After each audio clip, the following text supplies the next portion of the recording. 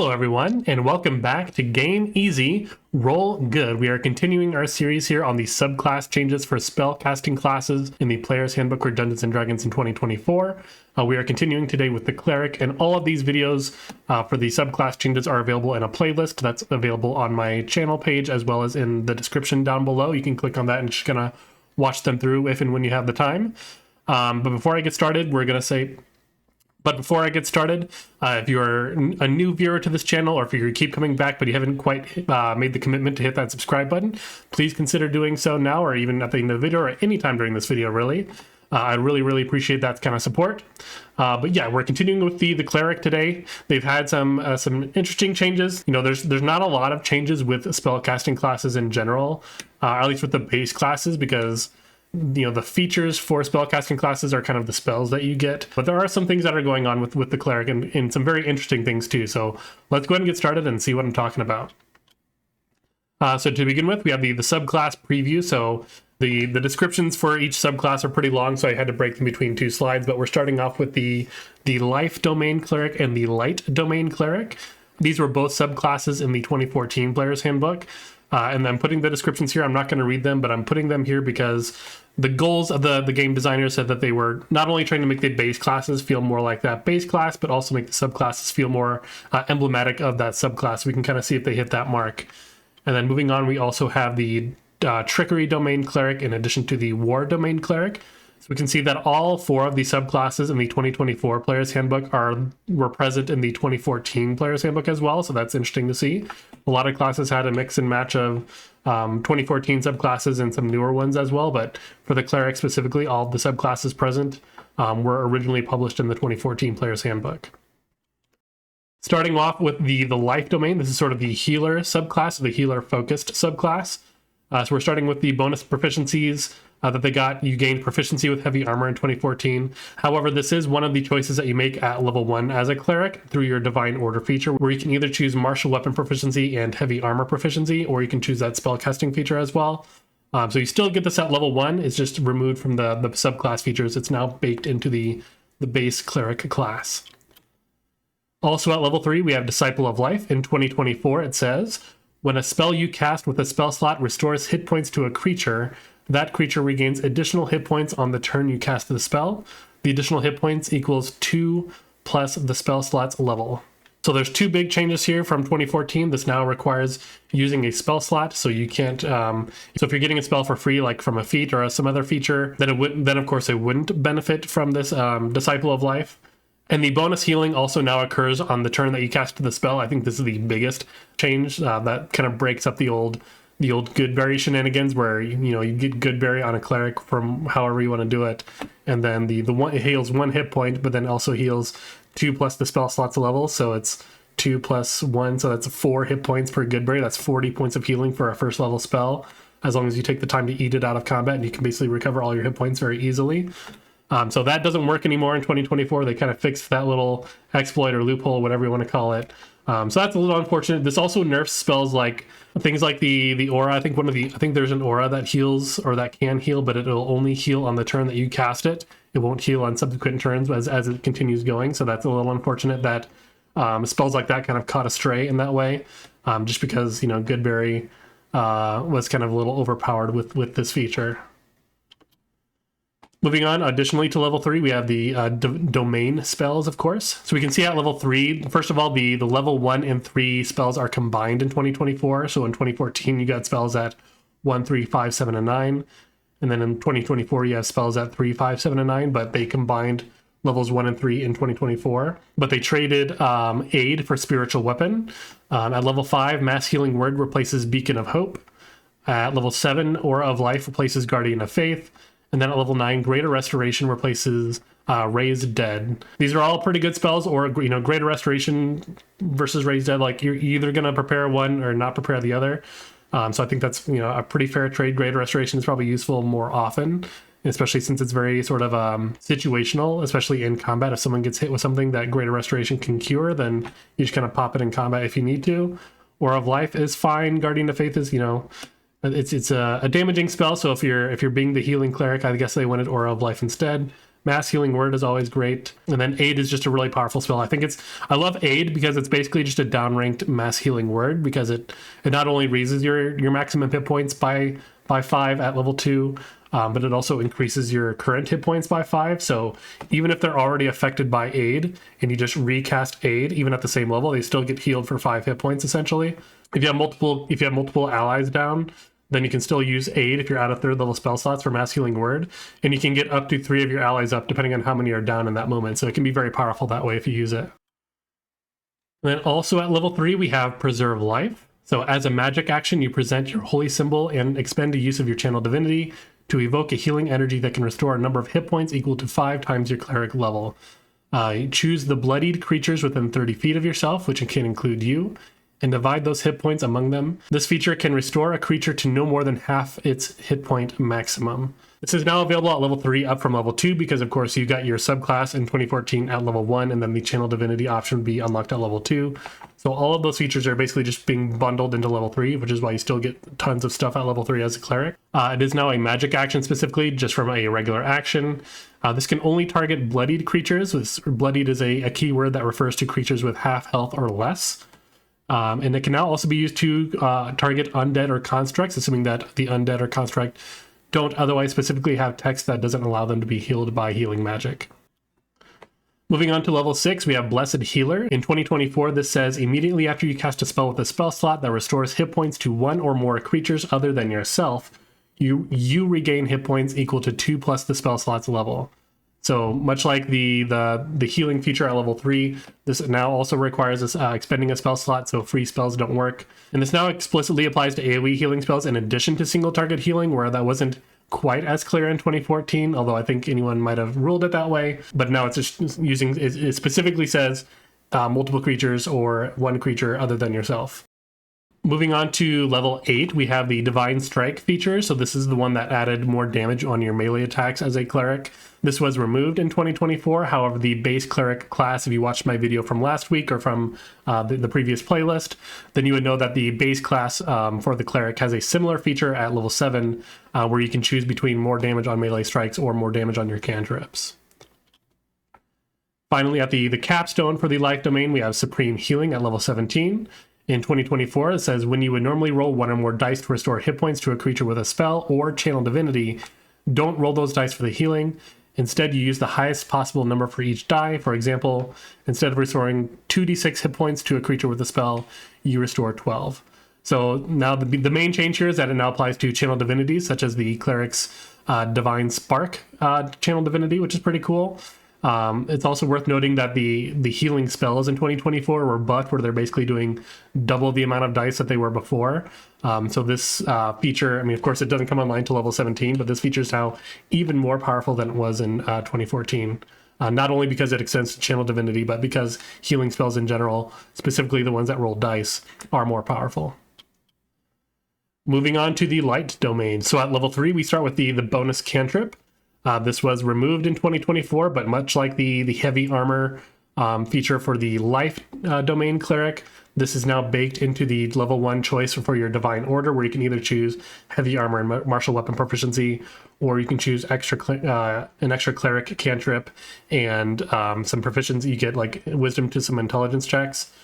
So that is basically baked into that level 1 feature, but it's been removed from the subclass. At level 3 also, again, we have the light domain spells.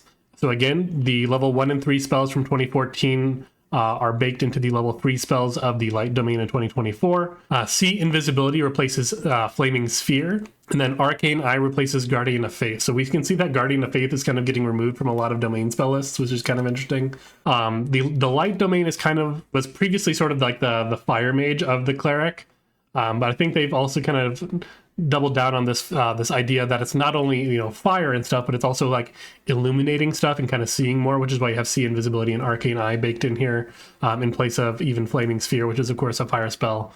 So kind of interesting changes there. Nothing to really write home about, but just something worth noting. And again, also at level 3, we have Radiance of the Dawn. It says in 2024, as a magic action, you present your holy symbol and expend a use of your channel divinity to emit a flash of light in a 30-foot emanation originating from yourself. Any magical darkness, such as that created by the darkness spell, in that area is dispelled. Additionally, each creature of your choice in that area must make a Constitution saving throw, taking radiant damage equal to 2d10 plus your Cleric level on a failed save, or half as much on a successful one. So much like the Channel Divinity option for the Life Domain Cleric, this is available at level 3 up from level 2. It's now a magic action from an action. You can choose which creatures are affected, whereas in 2014 it specifically said just hostile creatures. So if there's, for some reason, you want to leave some of them out of it, you can certainly do that. And while the text for total cover was removed from the 2014 rules, this is actually covered in the area of effect description in the rules glossary. So it's a little unfortunate that they didn't put it in both spaces, so you don't have to look that up if that question comes up. But I just wanted to point out that that rule is there, even though they removed it from this feature. And again, also at level 3, again, clerics are still packed when they get their subclass. It just comes online a little bit later. Level 3, of course, you have Warding Flare. In 2024, it says, when a creature that you can see within 30 feet of yourself makes an attack roll, you can take a reaction to impose disadvantage on the attack roll, causing the light to flare before it hits or misses. You can use this feature a number of times equal to your Wisdom modifier, minimum of once, and you regain all expended uses on a long rest. So it can now be used on allies, whereas previously in 2014, this could only be used on yourself. In 2014, it could be used on allies later in the subclass, but now it's all available at level 3. And it can now also be used on blinded creatures. So that's actually pretty interesting. They don't need to be able to see the light in order for them to be affected by it, it's more usable, which I guess is great, but it's a little more antithetical, I guess. I don't know. At level 6, we have Improved Warding Flare. In 2024, this says, you regain all expended uses of your Warding Flare when you finish a short or long rest. In addition, whenever you use Warding Flare, you can give the target of the triggering attack a number of temporary hit points equal to 2d6 plus your Wisdom modifier. So this now refreshes on a short rest, and it grants the target of the attack temporary hit points. This is basically completely changed, because in 2014, this is what allowed you to use your Warding Flare on your allies. So now it just allows you to get more uses of your Warding Flare in addition to getting more temporary hit points, which again, never bad. At level 8, we have Potent Spellcasting. So again, much like the Life Domain Cleric, where they had the Divine Strike feature that was removed, the Potent Spellcasting, of course, was also removed from the subclasses and baked into the base Cleric class at level 7. So technically you get it a level earlier, and it's just baked into the base class, and you can choose which one you want. You're not forced into choosing Potent Spellcasting or Divine Strike, whichever one you want to choose. Finally, the capstone for the Light Domain, we have Corona of Light. In 2024, this says, as a magic action, you cause yourself to emit an aura of sunlight that lasts for 1 minute, or until you dismiss it, no action required. You emit a bright light in a 60-foot radius and dim light for an additional 30 feet. Your enemies in the bright light have disadvantage on saving throws against your Radiance of the Dawn and any spell that deals fire or radiant damage. You can use this feature a number of times equal to your Wisdom modifier, minimum of once, and regain all expended uses when you finish a long rest. So this is now a magic action, of course, up from an action. There's no action required to dismiss the effect, whereas this required an action in 2014. And it now has a limited number of uses, up from unlimited. So basically you could use this every combat if you really, really wanted to. So really, I guess it really depends on just how many encounters you get per day, where something like this would be useful. I think 5 is probably fine. I mean, it's technically a nerf, but 5 uses per long rest is probably going to be good enough in most situations. And then moving on to the Trickery domain. So again, at level 3, we're starting off with Blessing of the Trickster. It says, as a magic action, you can choose yourself or a willing creature within 30 feet of yourself to have advantage on dexterity stealth checks. This blessing lasts until you finish a long rest or until you use this feature again. So this is, again, a magic action up from an action. The range is increased to 30 feet where it was touched previously. And then it lasts until the next long rest, whereas previously it only lasted an hour, or until you use the feature again. So I like this a lot. I kind of wish they did this with more things. I know this was very similar to how a lot of things in like Baldur's Gate 3 worked, where some spells will just last until the end of the next long rest. So I kind of like that they did this one, because it saves the sort of maintenance that the Trickery domain cleric had to do previously, where, you know, if you have your rogue going to do some stealthing or, reconnaissance in that way, you didn't need to worry about keeping it on them throughout the whole dungeon or anything like that. So pretty positive change. Again, it has a range. It lasts much longer. I don't think the magic action is going to matter, 99.9% of the time, but yeah, overall a very good change. As for the Trickery domain spells, again, level 1 and 3 spells are combined here. So at level 3, we see that Invisibility replaces Mirror Image. Hypnotic Pattern and Non-Detection replace Blink and Dispel Magic. And then Confusion replaces Polymorph. Polymorph, I think, is a pretty big hit, as it's not a cleric spell, so you can't get it any other way. Hypnotic Pattern, of course, is very good. Non-detection can be useful compared to the other 2014 spells. You know, I would say, you know, Dispel Magic's pretty useful. Sometimes you might want that. But Hypnotic Pattern is, of course, great, so it's nice to have that one. Invisibility is always useful. So not a bad set of spells here, although losing Polymorph, I think, is the biggest hit for sure. And then the big change to the Trickery domain comes in the Invoke Duplicity feature. So in 2024, this says, as a bonus action, you can expend one use of your channel divinity to create a perfect visual illusion of yourself in an unoccupied space you can see within 30 feet of yourself. The illusion is intangible and it doesn't occupy its space and lasts for 1 minute, but it ends early if you dismiss it, no action required, or if you have the incapacitated condition. The illusion is animated and mimics your expressions and gestures. While it persists, you gain the following benefits. Cast spells. You can cast spells as though you were in the illusion space, but you must use your own senses. Distract. When both you and your illusion are within 5 feet of a creature that can see the illusion, you have advantage on attack rolls against that creature, given how distracting the illusion is to the target. And then move. As a bonus action, you can move the illusion up to 30 feet to an unoccupied space. You can see that is within 120 feet of yourself. So this is now available at level 3 up from level 2, just like every channel divinity option for the subclasses. And is now a bonus action up from an action and no longer requires concentration. So yeah, the no concentration is the biggest change here. It's much more usable, not only as a bonus action, but as something that doesn't require concentration. So that's just overall much more usable feature than it ever was now in 2024. So moving on to level 6, we have Trickster's Transposition. This is replacing a feature called Cloak of Shadows from the 2014 Cleric. In 2024, this says, whenever you take the bonus action to create or move the illusion of your Invoke Duplicity, you can teleport, swapping places with the illusion. This is a new feature that isn't an additional use of the Channel Divinity, unlike the Cloak of Shadows in 2014. So this is just great mobility, similar to the Echo Knight fighter or the Wildfire Druid, who can use their Wildfire Spirit to teleport, or the Echo Knight can use their Echo to teleport. It's not spending a spell slot on things like Misty Step or anything like that, which I don't think the Cleric even has access to. So overall, just a wonderful change. At level 8, much like, again, the Life and the Light Domain Cleric, the Divine Strike / Potent Spellcasting feature was removed from the subclass because this is now baked into the Cleric base class at level 7. And then finally, the capstone for the Trickery Domain Cleric, it says Improved Duplicity. In 2024, this says Shared Distraction. When you and your allies make attack rolls against a creature within 5 feet of the illusion, the attack rolls have advantage. And then Healing Illusion. When the illusion ends, you or a creature of your choice within 5 feet of it regains a number of hit points equal to your Cleric level.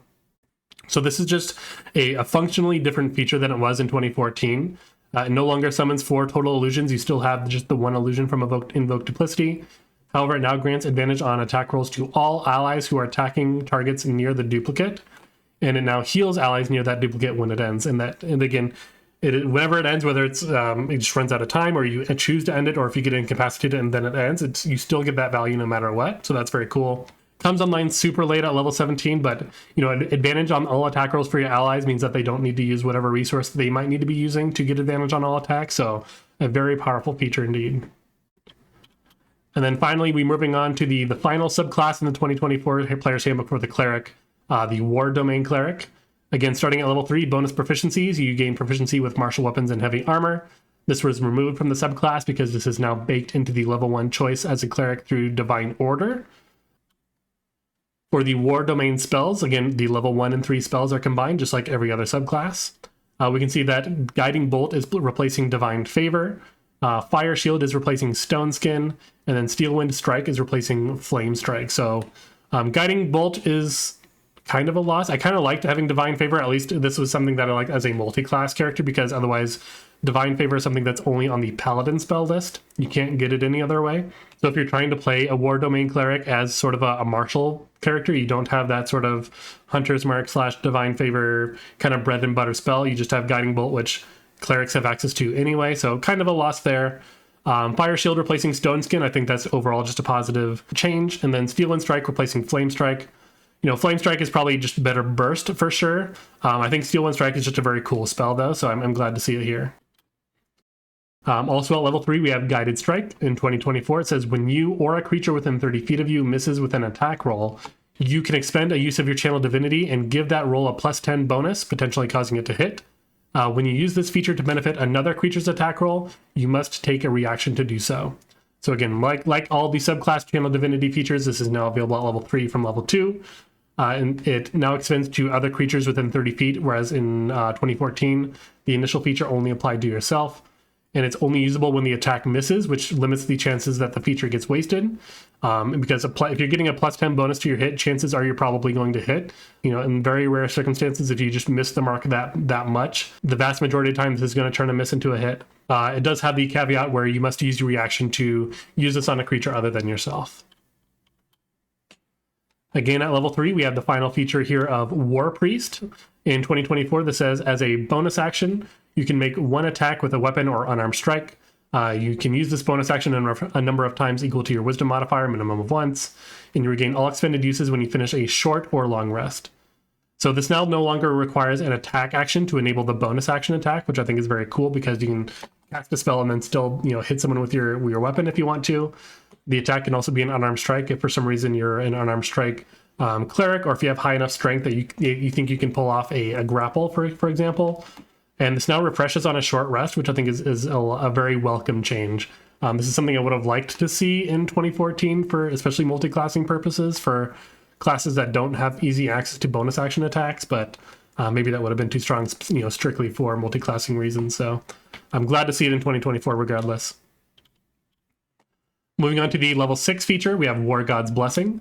In 2024, this says, you can expend a use of your channel divinity to cast Shield of Faith or Spiritual Weapon rather than expending a spell slot.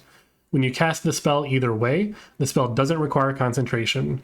Instead, the spell lasts for 1 minute, but it ends early if you cast that spell again, have the incapacitated condition, or die. So this is a brand new feature at level 6. The 2014 version is just now baked into the Guided Strike option at level 3. And Spiritual Weapon specifically is concentration now in 2024. So the War Domain Cleric specifically is now the only cleric that is able to cast a Spiritual Weapon if they use their channel divinity to cast it without concentration. And then Shield of Faith is just a +2 to your AC or +2 to anyone's AC. And that doesn't require concentration as well. So those are both pretty good buffs, especially on a renewable resource, since you get your channel divinities back, I think like 1 per short rest or something like that. And again, much like every other subclass at level 8, the Divine Strike / Potent Spellcasting feature was removed from the subclass, and this is now baked into the base Cleric class at level 7. You get to choose either the Divine Strike or the Potent Spellcasting. So you're not losing this feature, actually, it's just baked into the base class. And then, of course, the capstone for the War Domain Cleric, it says Avatar of Battle. In 2024, it says you gain resistance to bludgeoning, piercing, and slashing damage. This is a great small change that it now applies to all bludgeoning, slashing, and piercing damage, whereas previously it was only non-magical bludgeoning, piercing, and slashing damage. Because at level, at this level, a lot of the damage that you're taking from, especially the key enemies, your BBEGs and other things like that, they have magical attacks, even if they are bludgeoning, slashing, and piercing. So this is a much more usable capstone than it was in 2014. So just wonderful changes here. Moving on to our overview for the superlatives here. So we have what I think the most improved subclass is, and I think that has to go to the War Domain Cleric. It was never a bad cleric subclass in 2014, but I think it's much more versatile now in 2024. They just made a lot of good improvements in terms of making Guided Strike all one feature. And the feature that replaces it is pretty good too. The capstone is now way more usable at level 17 because it resists all the bludgeoning, slashing, and piercing damage rather than just non-magical versions of it. Wonderful features overall. Very much improved subclass. I love that a lot. And then moving on to the most nerfed subclass, I think we obviously have to give that to the Life Domain. Of course, it was nerfed for balance reason because of the Goodberry, that level 3 feature. I can't remember the name of it off the top of my head, but that one that basically allowed Goodberry to heal for 40 hit points per level 1 spell as long as you're eating them out of combat. They had to break that up. I'm not surprised that they changed it, but it is technically a nerf. It is technically a big nerf because it, again, has splash damage to other spells that kind of work that way. So overall, I mean, Life Domain is still very, very good, but it is technically the most nerfed subclass in 2024 for the Cleric specifically. And then going on to the most hyped subclass, I think I would give that to the Trickery Domain. The The Invoke Duplicity not being concentration anymore, I think is very exciting. I think a lot of people are excited to see what they can do with it. I mean, it's effectively the same feature as it was in 2014, but it's now a bonus action and it doesn't require concentration. So there's going to be a lot of little fun little things you can do in addition to all the other features that the Trickery Domain Cleric has now. Just really good changes overall. Nothing is really super transformative for the Cleric. Everything is just kind of a little better than it was, except for the Like Domain Cleric, who had that small nerf there at the level 3 feature. But overall, I think the Cleric is in a great position in 2024. So let me know down in the comments what you think about the Cleric subclasses. Which one is your favorite? Have you had a chance to play any of them yet, and how did that go? Let me know. But yeah, let me know down in those comments. And while you're going down to those comments, please hit that like button. If you haven't subscribed to this channel and you've made it all the way through this video and like listening to the outro and you haven't subscribed yet, please consider hitting that subscribe button. I'd appreciate it a lot. We'll be moving on to the next spellcasting subclass changes, and that's going to be the Druid. So again, I appreciate your guys' time, and I'll see you in the next one.